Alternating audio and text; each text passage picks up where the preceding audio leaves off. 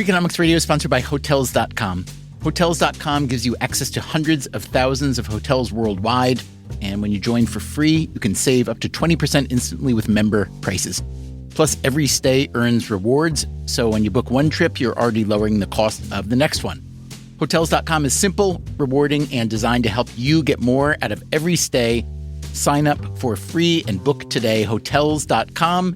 It's all in the name. Freakonomics Radio is sponsored by Amica.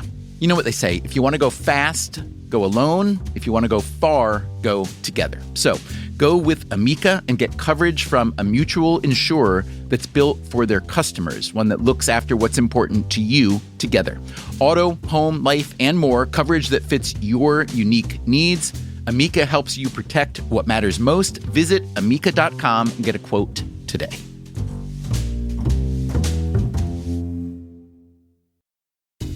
Freakonomics Radio is sponsored by Mint Mobile. Ditch overpriced wireless with Mint Mobile. Cut your wireless bill to $15 a month at mintmobile.com/freak. Upfront payment of $45 for 3 months, $90 for 6 months, or $180 for 12 months. Plan required, $15 per month equivalent. Taxes and fees extra, initial plan term only. Greater than 50 gigabytes may slow when network is busy, includes up to 20 gigabytes hotspot. Capable device required. Availability, speed, and coverage varies. See mintmobile.com.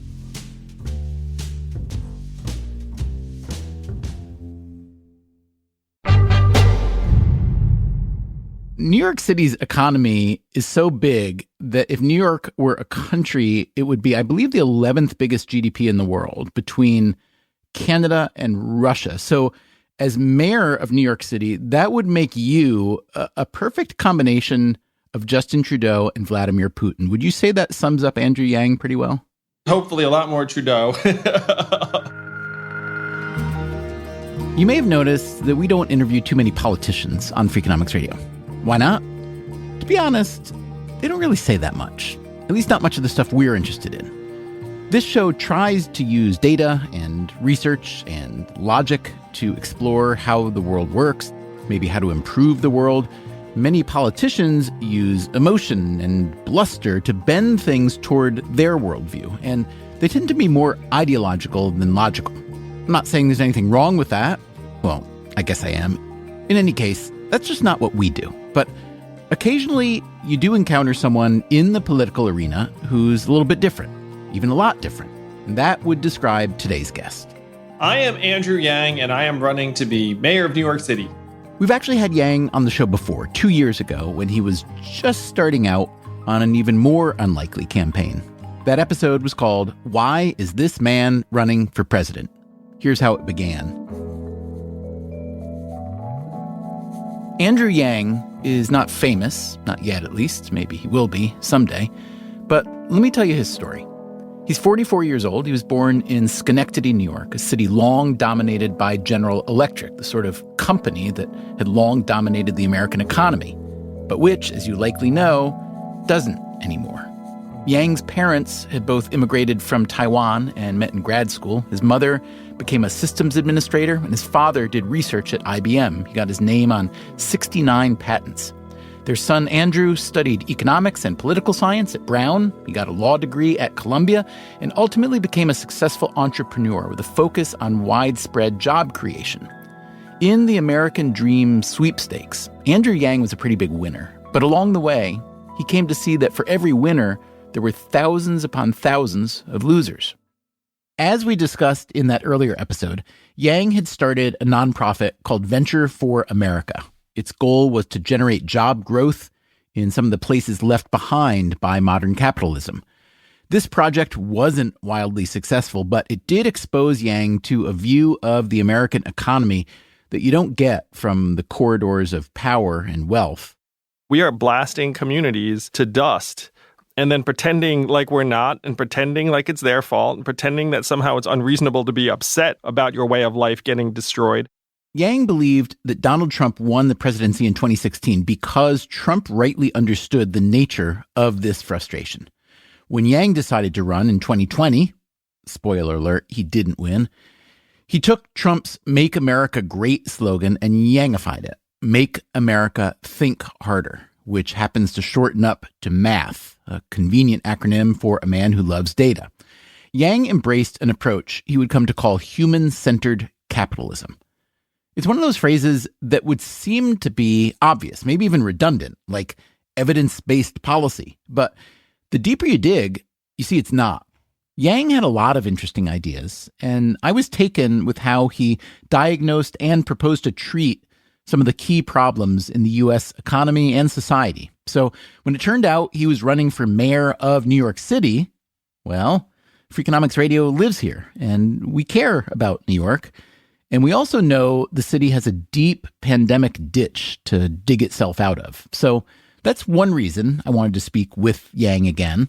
But also, New York is a big enough economic engine and a big enough stage that if someone as unorthodox as Andrew Yang were to somehow win this election, it might shake things up all the way to the national level of politics.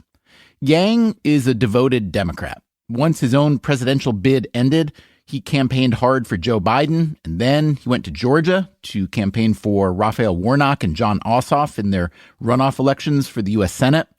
But Yang also thinks the Democratic Party needs to spend less effort simply trying to elect more Democrats and more developing policies that make their candidates worth electing. I would love for the Democratic Party to embrace human-centered capitalism and have a set of measurements where it says, look, we're going to be the party that improves our health, our children's health, our educational outcomes, our environmental sustainability. The United States is something like 28th in the world around basic measurements like public education and clean water. And that should be unacceptable to everyone. The hope is then you can even draw the Republicans in, and the Republicans look up and say, well, the outcomes we care about are, it could be small business formation, it could be volunteerism, it could be things around the family. And some of those, frankly, are priorities that I think a lot of Americans would be happy about from either party. I would love for us to have a sense of, look, we're 28th now, that's unacceptable. Let's climb the charts. So today on Freakonomics Radio, how do you climb those charts, whether you're talking the U.S. as a whole or just New York City? I think that being a human being and likable is a positive, and I think trying to be helpful is positive. But remember, Andrew Yang is still a political outsider who's never held office. Doesn't America's biggest city deserve a mayor with some experience? Do we think that what's been happening has been working? If you think it's been working, great. I might not be the candidate you want. And what would a Yang mayoralty sound like? That's coming up right after this.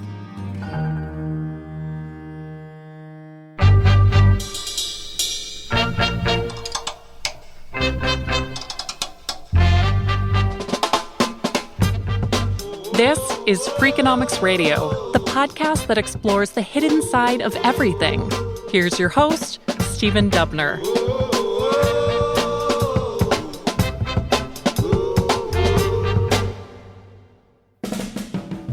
The current mayor of New York City, Bill de Blasio, is term limited, so he must leave office at the end of this year. This comes as a welcome development for many New Yorkers, as de Blasio is one of the least popular mayors in modern history. Between 8 years of de Blasio and New York having been the American epicenter of COVID-19, the city is ready for a change. New Yorkers also understand that the COVID rebound may take a while. This means the election of a new mayor has particular gravity this time around, especially because the majority of the city council will also be replaced this year, thanks to term limits. New York City, as you may have heard, has a lot of Democrats in it, which means that the Democratic primary for mayor is historically the de facto election. This year, the Democratic primary falls on June 22nd. There are more than a dozen candidates still in the race, many of whom have deep experience in New York politics. But Andrew Yang, thanks to his presidential run, has from the start been at the top of the polls. Lately, his lead has slipped. His most serious competitor at the moment is Eric Adams, currently the borough president of Brooklyn. He's a former police captain who, in 1995, co-founded an advocacy group called 100 Blacks in Law Enforcement Who Care. It is an interesting time for a candidate to have both racial justice credibility and police credibility, and Adams has so far made his case well. The former sanitation commissioner, Catherine Garcia, just won the New York Times' endorsement. But Andrew Yang remains the candidate who has captured the most public attention, some of it more flattering than the rest. So let me ask you this, Andrew. As a presidential candidate, you were kind of everybody's favorite underdog, and it was cheap to like you because you had no real chance, let's be honest, no offense, as president. So none taken, Stephen, none taken. You could be everybody's favorite second or third candidate, but now that you are the front runner for New York City mayor, you're getting attacked from all sides for all reasons, for having no experience in government, for having some policies that sound liberal and some that sound libertarian. You're being attacked for never having voted for New York City mayor, even though you've lived there a long time. You're attacked for taking your family out of New York City during the pandemic. Just recently, you've managed to upset the teachers union, which is a big deal in New York City, and the political arm of the LGBT community. For someone who wasn't getting those attacks and now is, how do you interpret them and what are you doing about them? Well, Stephen, being a front runner is a different experience in a number of ways than being like the likable, scrappy underdog. But I prefer being the front runner because it means we have a better chance to win and a better chance of having a positive impact. I think folks are savvy enough to understand political attacks when they see them. And how do you see ranked choice voting? This is the first time New York City has had a major election with ranked choice voting. How do you think it's going to affect your chances, positive or negative? Well, first, let me say that I love ranked choice voting. I think it's the future of democracy. I think we should be using it in many, many precincts. It can diminish the incentives to campaign negatively. It can diminish polarization. It should reward people that have broad appeal and a positive message. If you look at congressional races, 80% of them are decided in the primary, like this mayoral race, frankly. And so a lot of voters, they don't feel they have a meaningful choice. If you look at the folks who participate in party primaries, it tends to be 20% of the population that are the most ideological on either side. This is as true in Mississippi as Massachusetts. And so you wind up with a real lack of lowercase d democracy.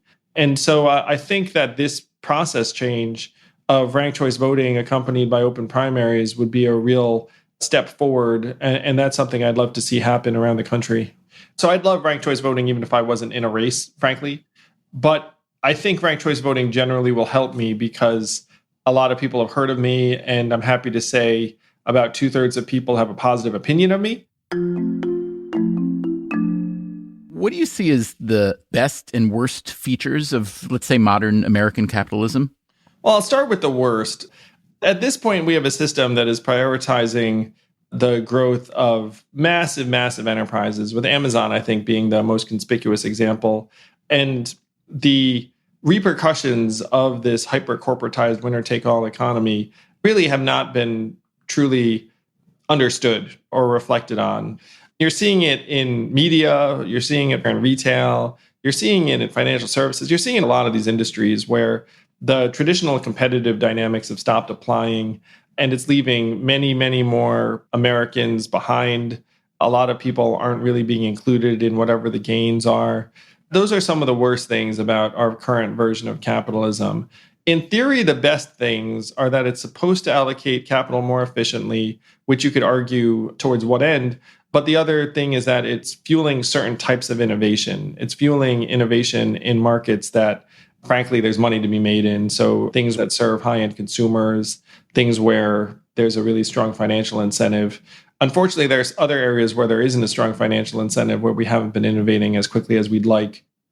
There's a common complaint that it's pretty easy these days as a big firm to do a lot of things that are illegal or unethical. And even if you're caught, all you do is pay a fine. And even if the fine is a few $1 billion, it's really just a rounding error for these firms. I know that in your book, The War on Normal People, you propose that for every $100 million that a company is fined by the Department of Justice or that they're bailed out by the federal government, that both its CEO and its largest individual shareholder should spend 1 month in jail. I did write that. You did write that. You still like that proposal? And would you invoke it in New York City if you were mayor? Well, I don't think that's something that I have discretion over in New York City. But there are firms that can just do a very simple cost-benefit analysis and say, okay, if we market opioids as an addiction-free wonder drug, we're going to make $15 billion, and then we're going to end up spending $680 million in fines. And guess what? We'll still be among the richest companies and individuals in the world. So seems like it makes sense. And that's obviously, unfortunately, a real-life example that has cost us tens of thousands of lives. You're saying you wouldn't have the latitude to actually carry out your plan as New York City mayor, but you are the equivalent of, half Justin Trudeau and half Vladimir Putin. You could do something. And New York City is the home of a lot of corporate headquarters, and this is where markets kind of figure out how to be markets. So what would you do, if not as punitive as that, to try to put your thumb on the scale in the right direction a little bit, to try to make even the largest and most cutthroat forms of capitalism a little bit more human-centered? So I think that the biggest flaw with capitalism right now is that it's optimizing for capital returns, even if those capital returns don't help improve our quality of life more broadly.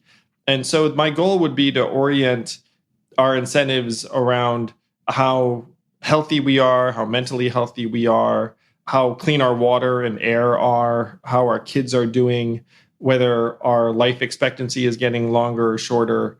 And New York City, I'm happy to say, has really copious levels of data. And some of the data is unfortunately horrifying, where a Black expectant mother is 8 times more likely to die during childbirth than a white expectant mother. The life expectancy, if you're born in Brownsville, is 10 years shorter than if you're born in the West Village. And so if you have these measurements, then you can see more clearly how you're doing or not doing. If you know anything at all about Andrew Yang's 2020 presidential campaign, you probably know about his signature proposal to give a bit of money to everyone. Here he is talking about it in our earlier episode with him from January of 2019. My first big policy is the freedom dividend, a policy where every American adult between the ages of 18 and 64 gets $1,000 a month, free and clear, no questions asked. So the freedom dividend is your phrase for what most of us know as a universal basic income, yes? It's a rebrand of universal basic income because it tests much better with Americans with the word freedom in it. You mean the actual, right, as nomenclature. The idea is the same. Yeah. So universal basic income tests great with about half the country. And then the other half of the country do not like it. Because, there's... It's got welfare connotations? Something along those lines. We tested a bunch of names. And then when you had the word freedom in it, then all of a sudden testing shot up among self-identified conservatives. They hated universal basic income, hated prosperity dividend, all of a sudden freedom dividend. It's like ding, ding, ding. What about progressives, liberals, Democrats? Progressives, liberals, Democrats liked it no matter what the name was. What were some of the other names that didn't work? Citizens dividend, future dividend, prosperity dividend. We had a lot of dividends. I think of a dividend as a payout on an investment. What does it mean in this case? Well, it's a payout to ownership. And we are the owners and shareholders of this, the most wealthy and advanced society in the history of the world. So this is a dividend for us. And there's nothing stopping a majority of shareholders, a majority of citizens from voting themselves a dividend. So that was then, when Yang was running for president. And now, running for mayor of New York City. I've proposed a $1 billion cash relief plan to try and lift about 500,000 New Yorkers out of extreme poverty and keep them in more stable situations and, frankly, off of our streets. It's a New York City version, essentially, of your freedom dividend, but a pared-down version. Yes. I think most New Yorkers know if I had my way, we'd all be getting $1,000 a month or more at this point. But we don't have that capacity in this environment. And so we're focusing instead on trying to lift people who are in extreme poverty out. It's harder than most people think to give people money. We had a direct experience with this last March when my organization, Humanity Forward, decided to give $1 million to 1,000 families in the Bronx as quickly as possible because I wanted to say, look, this is what we should be doing during the pandemic to help stabilize people's situations. And I called Citibank and JP Morgan Chase, and I said, hey, can you help us identify 1,000 of your account holders who are financially precarious? And they said no. Is this because of banking regs, because of terrorism, because of privacy concerns, or just inability to do it? I think it was a combination of some privacy concerns and inability to do it, frankly. And maybe lack of will? I mean, what's in it for them? Yeah, there's a bit of that too. I actually asked them, okay, if you can't identify 1,000 account holders, can you just give us 1,000 debit cards and we can figure out a way to physically get these cards into people's hands? They said no to that too, which made me think that there was either a lack of will or capacity. But one other thing I wanted to lay out there as an anti-poverty move that I think everyone will appreciate. 11% of New Yorkers don't have a bank account. And if you don't have a bank account, then you're spending $600 or more a year on check cashing fees, money wiring fees, and even pawn shop lenders. It's more expensive to be poor, essentially, because you're actually getting whittled away. So you've proposed something called the People's Bank of New York. Is that meant to address this problem then? Yeah? Yeah, that's exactly right. The goal is to make basic financial services available to all New Yorkers, regardless of their documentation or immigration status. So the city runs a free bank, essentially, for anyone who's unbanked? So we explored whether the city could charter its own bank and found that it's actually more direct for us to have a nonprofit that we then put some money into. I am for chartering a public bank, by the way, but that would require Albany. And we wanted to start with something that we knew we could execute on. So let's talk about Albany for a minute. New York City mayors have had a famously interesting time, usually difficult time, with New York State governors who, even though they're up there in Albany and are usually much lower profile, they actually have the upper hand in a lot of tactical matters. So our current governor, Andrew Cuomo, like several of his predecessors, has found himself in a lot of trouble and may even be on the way out. That said, what would be your plan as a mayor of New York City to develop a relationship with the New York State governor, whoever it is, considering the historic tension there's been between those two? I'm very optimistic, Stephen, that the mayor and the governor really should be able to work together because our interests are so aligned in this moment, where New York City is clearly the economic engine of the state. And I think one of my special abilities is going to be that I can ignore conventional political incentives. I think a lot of folks in politics really want credit or attention, and I don't care about any of those things. So if there's a governor or a state legislator that wants to propose something and get all the credit, I will be like, yeah, let's do it. If they want me at the press conference smiling and clapping behind them, I'll be there. If they want me nowhere near the press conference, I will not be there. So with that as the backdrop, I don't see how you cannot have a productive relationship. You're also just kind of likable. Let's be honest. Well, thank you. Yeah, I'm going to do my best to be well liked by the folks in Albany too. And I think I can help them. I think that being a human being and likable is a positive. And I think trying to be helpful is positive. Okay, that's all well and good. Andrew Yang is likable. He's clever. He's got some good ideas. He wants to be helpful. He's even planning to throw the biggest post-COVID reopening ceremony in the country. It would be a 5-borough celebration. It would take place in parks. It would have artists, musicians, speakers, and be this massive festival of we've gotten through COVID and now we are back. We're ready to live our lives, celebrate, and welcome back the rest of the world. And it would be glorious. But even a glorious party won't be able to jumpstart an economy that's taken such a beating. After the break, how is that supposed to happen? And if you like what you're hearing on Freakonomics Radio today, why don't you give us a rating or write a review on your podcast app? And while you're there, be sure to follow the other shows in our Freakonomics Radio network. No Stupid Questions, People I Mostly Admire, and Sudhir Breaks the Internet. We'll be right back with Andrew Yang's plan to reboot New York City. Freakonomics Radio is sponsored by Cash App. Bitcoin is often talked about as an investment, but it was built to be used. With Cash App, you can actually do that. Send Bitcoin instantly, pay at local Square businesses that accept it, or move it to your own wallet whenever you want. It works more like real money and less like something locked in an account. For a limited time, new customers can get $10 added to their balance. Just use code CashApp10 when you sign up. And don't forget this part, send at least $5 to a friend in the first 2 weeks. Terms apply. Cash App is a financial services platform, not a bank. Banking services provided by Cash App's bank partners. Bitcoin services provided by Block Inc. brand. For additional information, see the Bitcoin disclosures at cash.app/legal/podcast.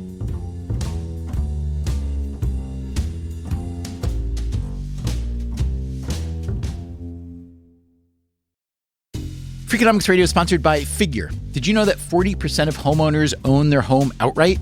If that's you, don't let your equity sit idle. Tap it with a home equity line of credit. Figure, the #1 non-bank HELOC lender in the U.S., helps tap equity you've built in your home so you can do things like tackle a renovation or pay down debt. HELOC is a line of credit secured by your home. You can draw what you need, repay, and draw again. Figure offers a 100% online application. Get approved in 5 minutes and funding in as few as 5 days. It's faster than a bank loan and cheaper than a personal loan. Check your rate today without impacting your credit at figure.com/Freakonomics. This post is sponsored by Figure, NMLS ID 1717824. Figure is an equal housing lender. For more information about their licensing, visit nmlsconsumeraccess.org. Figure's HELOC is subject to credit approval and terms apply. Freakonomics Radio is sponsored by LinkedIn Ads. Ever invested in something that didn't live up to the hype? Marketers know that feeling. They optimize for the numbers that look great, like impressions, but then they don't see revenue. LinkedIn has a word for that: bull spend. Instead, you can get the highest ROAS of major ad networks with LinkedIn. Cut the bull spend, advertise on LinkedIn. Spend $250 and get a $250 credit. Go to linkedin.com/Freakonomics. Terms apply.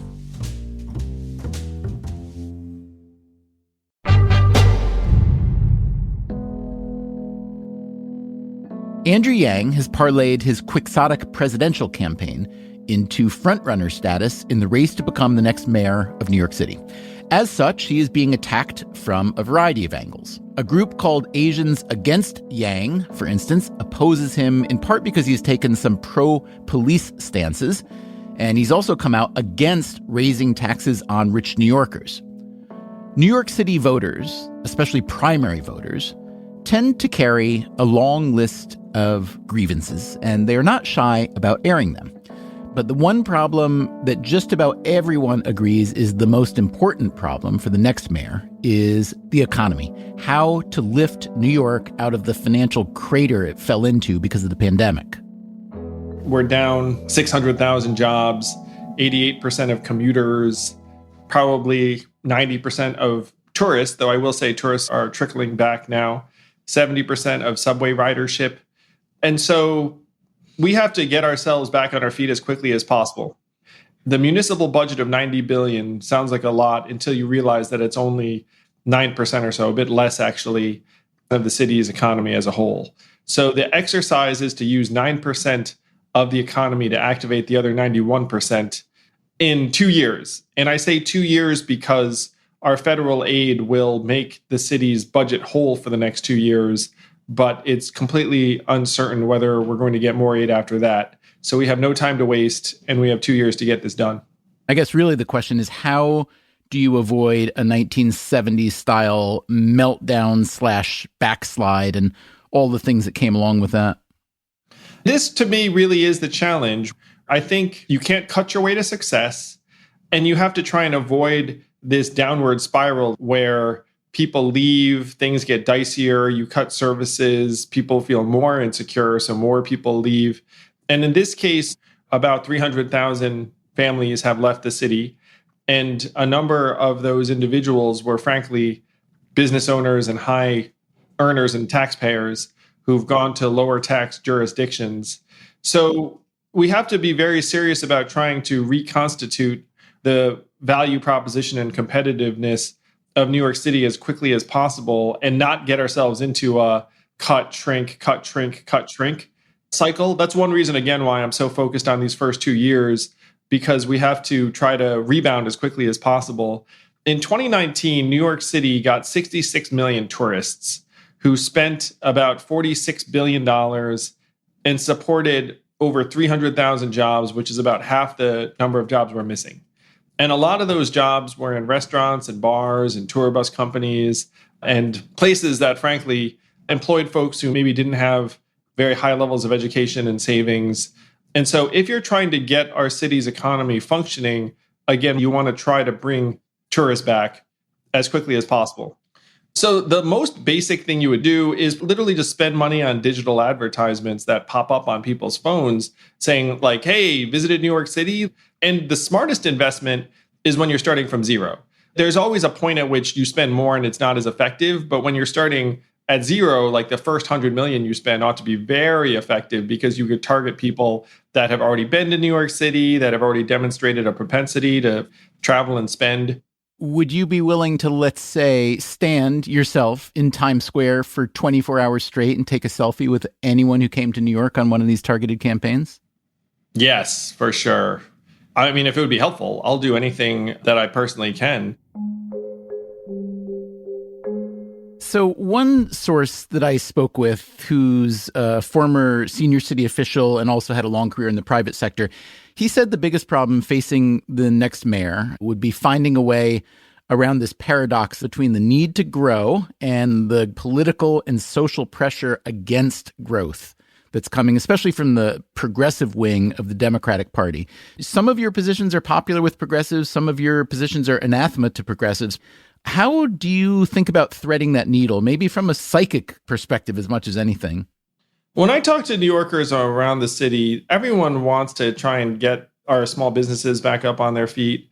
Everyone wants to feel like their community is vibrant again. And I think that folks who have had particular points of view when it seemed like there were folks thriving in a time when communities are being left behind, it's a little bit different when we're all looking up saying, okay, we're down over 500,000 jobs. The city still feels wounded. Like job number one is to get our city going again. And then we can have very intelligent conversations about how to solve for poverty and address how certain communities have genuinely not been included in any of the economic growth. So I just don't think these things are mutually exclusive. I genuinely don't. What about the business element? Let's start with big business. So can you talk for a little bit about rich people or wealth in New York City? As you noted, some people have left for lower tax jurisdictions. Some may come back, some may not. So there's losing some tax base there, but it's complicated by the fact that big firms are discovering that business can be done without necessarily having multi-billion-dollar leases in midtown skyscrapers. That seems like it could be a fundamental adjustment of how commerce happens in any city, but especially New York City. How are you thinking about that? So a lot of folks have been working remotely. And the case that New York City has to make is that people are more collaborative, creative, innovative, productive, and even happier if they're working together in a physical environment versus remotely. It's hard to build a culture over Zoom. It's hard to get promoted over Zoom. And by the way, it's easier to automate away your job if you're over Zoom because at this point you're halfway removed. So we have to make a case very clearly that New York City is the place for a place-based economy. Physical proximity is actually a competitive advantage for firms in highly competitive, sometimes even winner-take-all industries, like, let's call it finance, media, technology, arts, culture. And that if you're playing to win in these fields, it behooves you to be in a physical environment. And we're going to do everything in our power to help leaders of firms get people back in the office in a way that makes people safe. Name some things you would do. Are there financial incentives? Are there tax incentives? Are there public relations campaigns to persuade people that working in person is more necessary than, frankly, a lot of people have come to think it is? Well, one thing you could do is provide an example. So I'm happy to say that as we're having this conversation, city employees are coming back to the office, I believe 5 days a week. We have to get our schools open. And in my view, schools should be in person 5 days a week. And then we can provide political cover for firms that are trying to bring people back and say, look, getting people back in the office 5 days a week is a huge plus for the city and your firm. And we should be championing this at every turn. And I would not be above having a campaign that rewards people when they come back to the office in the form of maybe a gift certificate to local bars and restaurants, because part of the recovery has to be trying to get the restaurants and bars back on their feet as well. But wouldn't you agree that there's a non-trivial chance that a big chunk of commercial real estate will essentially lie unused or, semi-fallow over the next 5 or 10 years? That's massive revenue, a lot more than a few plane loads of tourists could ever provide. That's a macro trend that you can't do that much about as mayor. So do you have any ideas for adjusting to what might be that new reality? I think there are two things that can be true at once. And one is that we should be fighting like mad to get people back to the office and make this case that this is core, not just for New York, but for firms and employees. But two, I happen to agree with you that there's going to need to be an adjustment on a certain proportion of commercial real estate, and that right now commercial landlords are very reluctant to mark down their properties. I think that there are going to be some downward price adjustments. I think there are going to be some downward valuation adjustments. And I think there needs to be a repurposing of a significant number of buildings towards something else. Now, there are certain things I think would be good for the city. Startups and life science related lab space could be great. But there are also things that, frankly, I think are going to need to be more imaginative that are just better than an empty building. Give me your most imaginative ideas. You have a lot of empty storefronts in New York City right now. And if you have a new retail establishment or restaurant, there's going to be a very sharp reluctance to commit to a 5-year commercial lease because you're not sure what the climate holds. So if you can lower that barrier and have it be, let's say, a pop-up restaurant or a pop-up retail space that has a 6 or 12-month commitment, that's something we should be trying to facilitate at the storefront level. And then even if you look at these commercial buildings, I think that having similar lower commitment leases for artists, for example, you could convert an office building into a public art space where artists can occupy it. And frankly, like the economic value derived for the landlord is going to be not anywhere near what they were hoping for if it was filled with commercial tenants, but it's still going to be vastly superior to having an empty and darkened building. What about converting commercial buildings to residential, whether it's fair market, subsidized for the homeless, et cetera? We should be trying to convert any office building that is convertible into housing, in my opinion. One of the reasons I didn't lead with this is that it's a relatively low proportion of commercial office buildings that make sense as housing conversions. Why is that? A lot of it is that they're laid out in a way that makes it difficult. There's not much plumbing on each floor. Sometimes the footprint makes it so that you're going to wind up with apartments with no windows. So there are some commercial buildings that make sense as a conversion. The buildings that make the most sense as housing conversions are hotels. If you have a hotel conversion, it can cost you half as much and take half the time as ground up construction. How do you like vertical farming? I do like vertical farming. I have a plan for stimulating urban agriculture, and vertical farms are tremendous. I don't think we could do it for a majority of these buildings, but for a handful, for sure. New York City is famously very, very, very hard to do business in, especially for small businesses. And every politician likes to say that small business is the lifeblood of New York City, but it's hard. Small business revenue nationwide is down a little bit more than 30% because of the pandemic. But in New York City, it's down more than 50%. So considering especially how many empty storefronts there are right now, and in fact, there were before the pandemic in some neighborhoods, can you tell me a few concrete things you'd like to do as mayor that would make it more viable to actually run a profitable small business in New York? Well, the first big thing we can do is to be a more genuine partner for small businesses, and in some cases, get out of the way. I can't tell you how many small business owners have said to me that they only hear from the city when they're getting checked up on for various requirements, that they got a fine of $1,000 and they didn't show up for the hearing, and then it got doubled. And they said, I'm not paying you because I don't have the money to pay it. And it's a heartbreaking message because here are some business owners that frankly are just trying to reopen and make it. And the city, instead of trying to help, is there being like, did you do this? Did you do that? So the first thing we're going to do is declare a moratorium on small business fines, say very clearly to small business owners, look, you are not a revenue source for the city. You are actually the lifeblood, as you're saying. And if you do have a lapse of some kind, you have a cure period. You can just like fix it. Like, I'm not going to ding you and try and make your life more difficult. The single biggest thing we can do is be a better partner and not get overly bureaucratic with mom and pop businesses that are just trying to open their doors and make it. Related to this is that we're going to make outdoor dining permanent, in part because it is shown to drive small business revenue up for adjacent businesses by something like 45 or 50%. I read you're in support of some sort of vacancy tax. Can you tell me about that? Well, this is oriented towards the vacant storefronts we were talking about. The goal is to say, look, if you've got a vacant storefront, that's actually kind of negative value. And so we want to prompt you to get someone in there. A lot of these commercial landowners have very large investment portfolios. And so we want to give people a kick in the pants to get someone in there. New York City public schools used to be considered literally among the best in the world. And now they are, well, they're certainly not the worst, but they're not considered anywhere near as good. There are a lot of macro trends to intersect with this.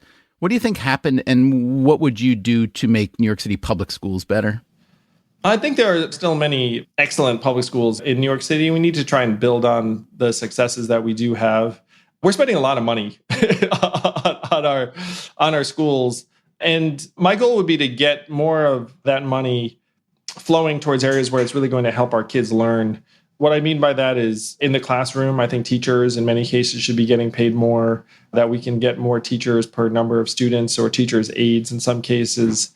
I'd like to empower principals and administrators to be able to address students' needs more authoritatively and not feel like they have to have the kid test to get into another school, to have like an enrichment program. You also want to increase the number of charter schools, yes? My position is that we should be utilizing the already authorized charters at the state level that have already been authorized that aren't in use. And what about teacher tenure? Well, this is a negotiation with the union. I earlier made a statement about teacher tenure being granted a bit too early in their time teaching. They didn't like that so much when you said that. No, I don't think they did. But one thing I think most of us can agree on is that it's not a good thing if you have 50% of teachers leaving the field within the first 3 or 4 years. And so we have to do more to try and support and retain teachers that are starting out, because that's way too high a rate. And I think everyone would agree that having more experienced teachers is a win for us all. Are both your kids in public schools, Andrew? My younger is in public school. My older is autistic and in a special needs school.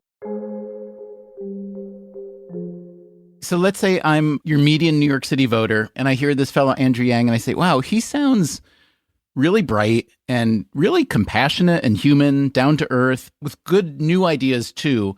But the last time we took a chance for a high office on someone who'd never served in government at all was Donald Trump. And I don't think he was a very good president. So even though Andrew Yang is plainly not the same person as Donald Trump, too risky. I'm going to go with, there are 18 million other people running for mayor. Many of them do have a lot of experience in city government. I think that's, especially coming out of a pandemic, that's the wise choice. I don't want the wild card this time. So you, Andrew Yang, to them, say what? Well, first of all, I hope I don't seem like that much of a wild card. But, I've had experiences I think a lot of New Yorkers can relate to, as someone who's owned and operated a small business, as someone who founded and ran a nonprofit. The part about running for president, most people can't relate to, so I'll put that aside. I don't think government is the source of all energy or ingenuity in our city. You're going to need to activate the private sector, the philanthropic sector, the tech sector, the artists and cultural community, that there's so much vitality in our city that lies outside of city agencies. And there's an administrative element to this job that I will embrace. There is a cheerleading aspect of this job that I will embrace. And you have to look at the opposite side of this equation, which is, do people feel like our government agencies and bureaucracies have really been serving us at an optimal level over the last number of years? Like, do we think that what's been happening has been working? And if you think it's been working, great. I might not be the candidate that you want. But if you think that we could genuinely use a change, that we need people in government that are practical, not particularly ideological, just want to improve our way of life, not beholden to some of the special interests that frankly have run our town for a long time, I think I'm a great bet. Is Andrew Yang a great bet? We'll find out soon enough whether New York City voters think so. In the meantime, if you want to hear more from Yang, check out episode 362, Why Is This Man Running for President? Also on related topics, episode 434 from several months ago called Is New York City Over? And from way back in 2016, episode 242, Is the World Ready for a Guaranteed Basic Income? Coming up next time on Freakonomics Radio, what are you wearing right now? I'm wearing a pair of Vivier flats. How many NBA players regularly get pedicures? 90% of them. What kind of animals have you put in shoes? We put sheep in shoes, actually. Have you ever had people who want their foot surgically altered so that they will fit the fashionable shoes they want to wear better? Once a week. These shoes are killing me. That's next time on the show. Until then, take care of yourself, and if you can, someone else, too. Freakonomics Radio is produced by Stitcher and Renbud Radio. We can be reached at radio@freakonomics.com. The Freakonomics Radio network also includes No Stupid Questions, People I Mostly Admire, and Sudhir Breaks the Internet, all of which you should probably listen to.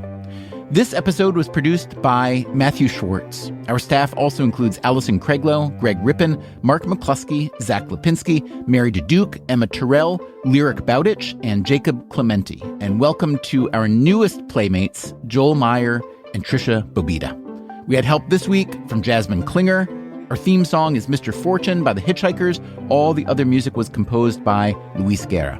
You can get the entire archive of Freakonomics Radio on any podcast app. If you'd like to read a transcript or the show notes, which include links to the underlying research, visit Freakonomics.com. As always, thank you for listening. Stephen, I love talking to you. You're the best there is at what you do. I think you probably say that to all the podcast hosts, but that's okay. You're a politician now. You have to lie once in a while. The Freakonomics Radio Network. Stitcher.